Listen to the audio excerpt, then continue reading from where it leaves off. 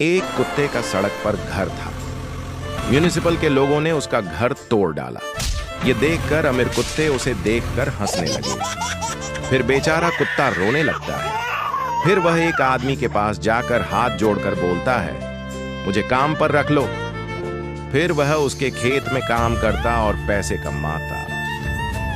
फिर वह पैसे जोड़कर अपना एक नया घर बनाता है और खुश हो जाता है।